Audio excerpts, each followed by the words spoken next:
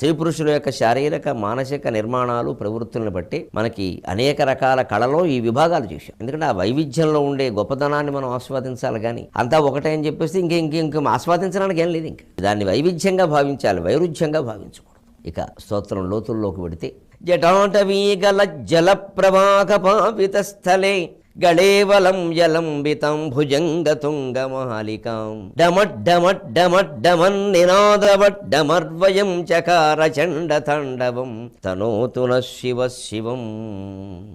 శివ శివం తనోతు చండతాండవం చకార. ఈ రకమైన భంగిమలో, ఈ రకమైన విన్యాసంతో, ఈ రకమైన విశేషాలతో శివుడు తాండవం చేశాడు. ఆ తాండవ కేళి నన్ను కాపాడునుగాక, నాకు శివమును చేకూర్చునుగాక.